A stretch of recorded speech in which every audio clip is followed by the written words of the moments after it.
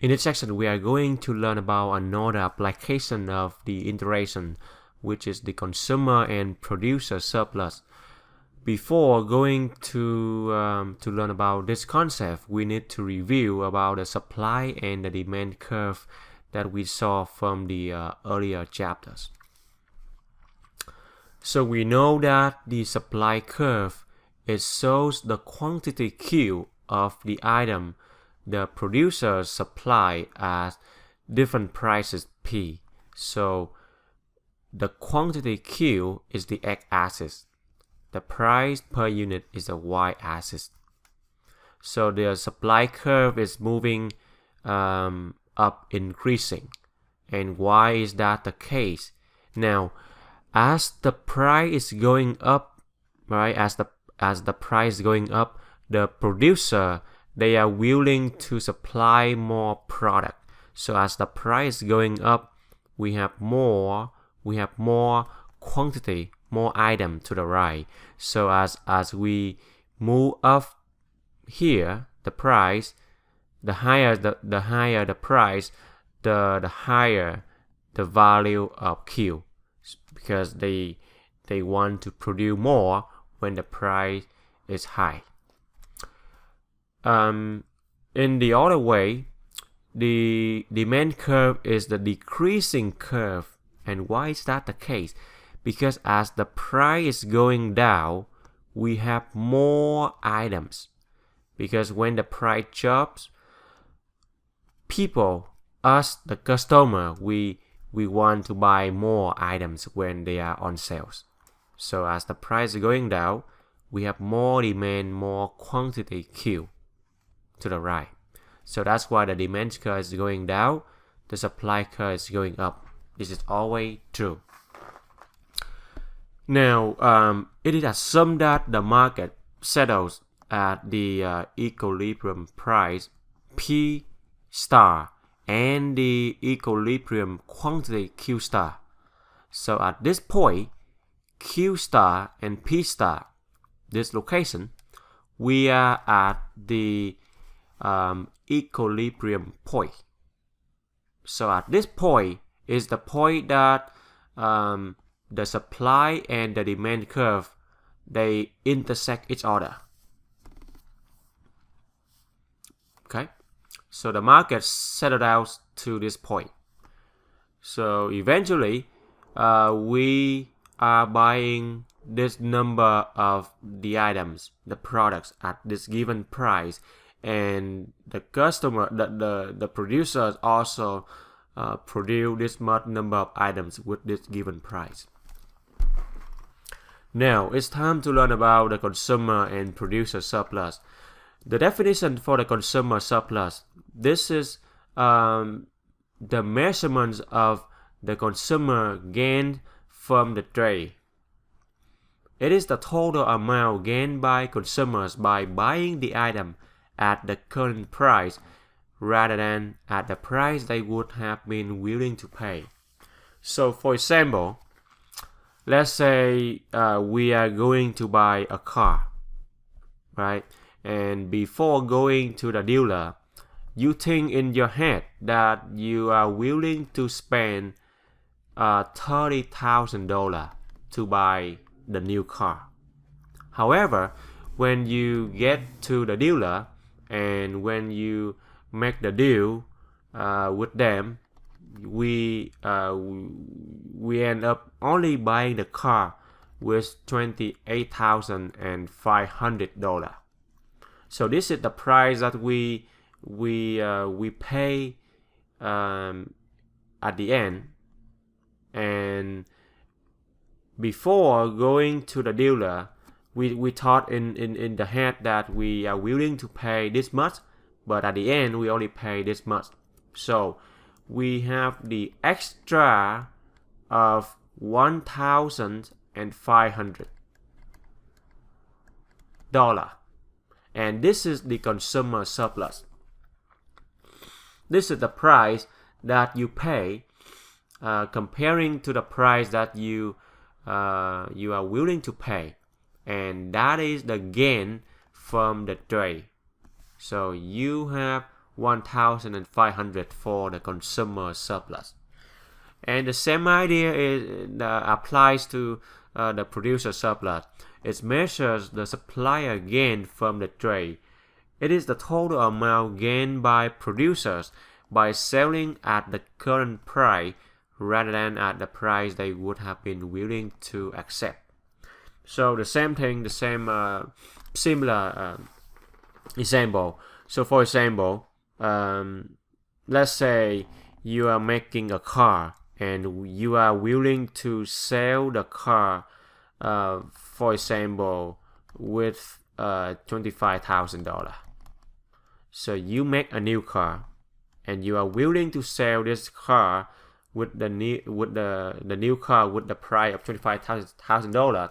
However, in the market, they are willing to take in your car and they pay you $26,000. So in fact, you have the extra $1,000 comparing to the price that you are willing to sell. So that $1,000 is the producer surplus. Okay, so in the absence of price controls, the current price is assumed to be as the equilibrium price. Now, how do I find the consumer and producer surplus? Okay, so first thing is, how do I find the consumer surplus? Now, consumer surplus, let's take a look at this supply and demand curve here. So consumer surplus, consumer is related to the demand equation, right? So we are looking to the demand curve in this case. Demand curve in this case, which is this one. Okay, this one that is the demand. So when the two curve they intersect each other, we are here, and this is the Q star, this is the P star. This is the point that the market considers the Q and the P. Now, remember, the consumer surplus is the extra gain of the people that are buying something. So you are willing to pay. Okay, you are willing to pay. So let's say at this point, you are willing to pay at this Q. You are willing to pay, let's say at this Q1, you are willing to pay this much money. This is the demand curve. However, in the market, you only have to pay this much price, right? The P for the price. So that's why you gain the extra money here. So for all of them, from 0 up to Q star, all of them here are your consumer surplus. So all the blue region here, up here, and the price, all the blue region here, it is the consumer surplus, because that is the difference between the price, the true price, and the price that the customer are willing to pay. For the producer surplus, now we are looking for the supply curve. Okay, and we see that this is the price that the market takes, and this is the price that the producer are willing to pay. So this is the difference between them. So all of them, all of the blue region until the equilibrium point. So that is the producer surplus. This is the extra amount of money that the producer they are gaining. This is the extra amount of money that the consumer, the customer are gaining. Okay, so we just have to find this area, okay, to get the consumer surplus. But my question is, how do I find this area. Okay, so the way we do that is to find this area. We know that I can apply the integral. The integral go from 0. We go up to this point. So we go up to Q star. Okay. Now this is the demand curve. The demand curve. So that would be D of Q, demand curve. Now if you take the integral of the demand curve, dq, right? Demand curve dq. So if you take the integral of the demand curve, you would get all the area under this demand curve and the x-axis up to Q star. Okay, so if I take the integral of the demand curve is the red one. The red one is the demand, dq, d of q. So if you take the integral of the demand curve, you are from 0 to Q star, you are getting this yellow area. However, we only want the upper blue area only, and that is the consumer surplus. You don't want anything below here, so we get the extra amount of this portion. Okay, we only want this top here. That's why you need to subtract the red portion here out of your integral. So subtract, and we know that this area here is the area of the rectangle. We have the height P star, and then the width is Q star, right? The distance. So subtract P star times Q star, because that is the area under the area of this rectangle. You want to subtract that out from the integral so that you can get only the blue region up here. And that is the formula for the consumer surplus. And then the same ideas apply here. Now, you want to get this blue region only. So that first thing is you need to take, this is P hat, this is, sorry, P star, Q star. So first thing is I take P star, I multiply with Q star. If I do that, I multiply the height and the width, I get the whole area of the rectangle. Now, I only want this upper region, so that's why I need to subtract. This red area. And to find the area of this red area, I just have to subtract the area under this red curve. And this red curve is the supply curve. So I subtract the area under the curve from 0 to Q star here. And under this red curve is a supply curve.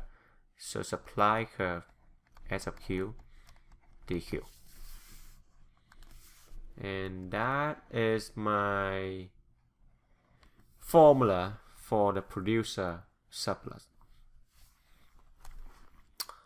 Okay, so that is how we define the formula for consumer and producer surplus. Okay, let's go over the first example. The supply and demand curve for a product are given in this figure. The going down is the demand, the going up curve is the supply. At what are the equilibrium price and quantity? They ask you for the point of intersection. In this point, the two curves, they are equal. So you just have to look at the curve here, the graph, and you see that Q is 80K, P P is 80. So the equilibrium price is $80 per unit, and the equilibrium quantity is Q star is 80,000 units. And they ask you the second question: at the equilibrium price, calculate and interpret the consumer and producer surplus. Okay.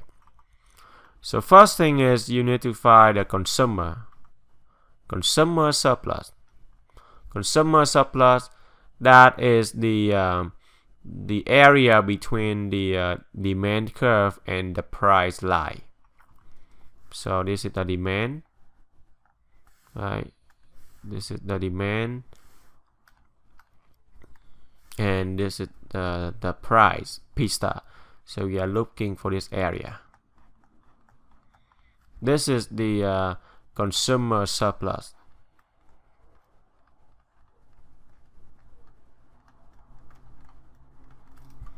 Same thing here.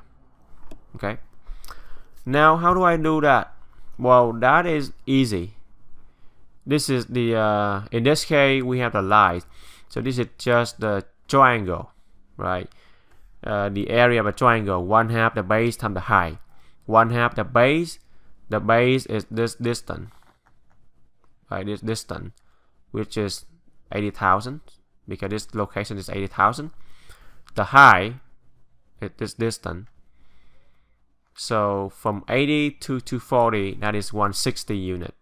So multiply them together, you get this much of consumer surplus.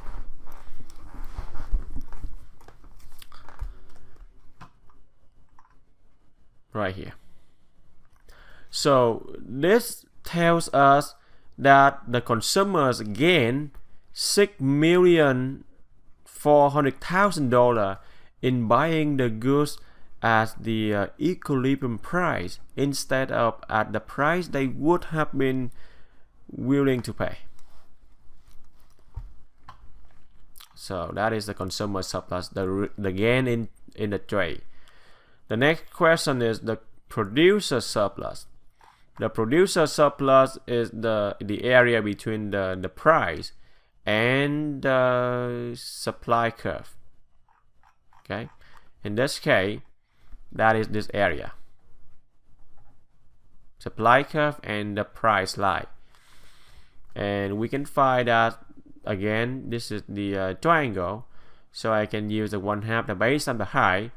The base is the distance, which is 80,000. 1/2 the base. The height is the distance, which is the price, 80. So that is $3,200,000. So the producers, they gain $3,200,000 by supplying the goods at the equilibrium price instead of the price at which they would have been willing to provide the goods.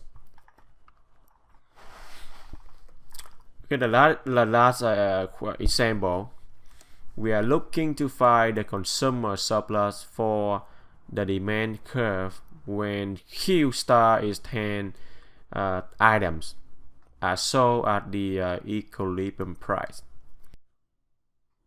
So we got the equilibrium quantity Q star equal 10, but the problem did not give us the P star. So the next question is the next step is we need to find P star. We got the equation for P. So to find P star, all we do now is we plug in Q star equal 10 to Q. So 100 minus 4Q, and Q is 10. So that you get 60. This is the P star. Okay. And the next step is we can find the consumer surplus. Going back to this formula, the consumer surplus is the integral. The consumer surplus is the integral from 0 to Q star.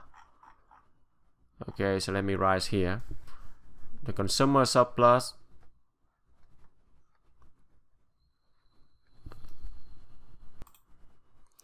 the integral from 0 to Q star and the demand curve dq minus P star Q star. So the demand curve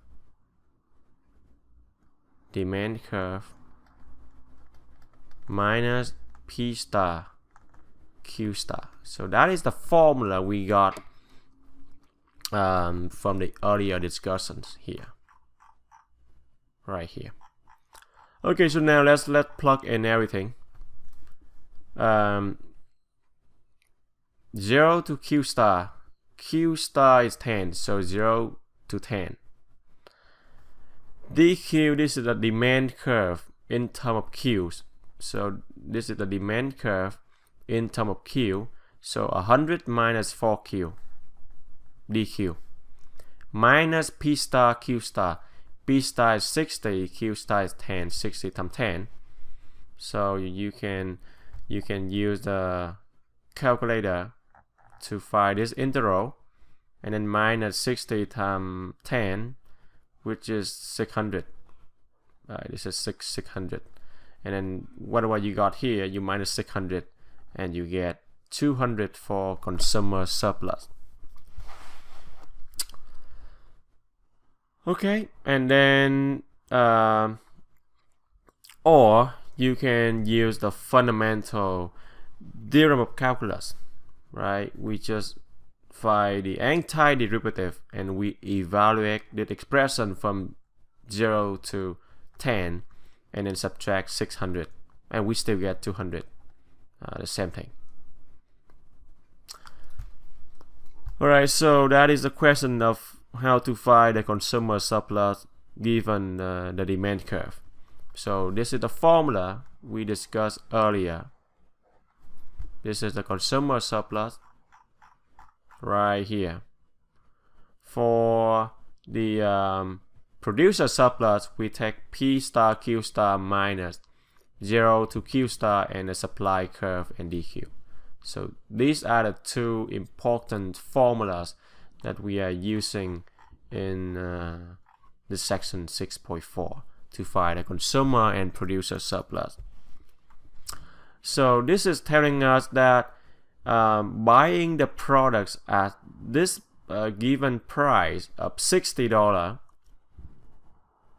the consumer, the customer, they are gaining $200 instead of the price that they would have been willing to pay.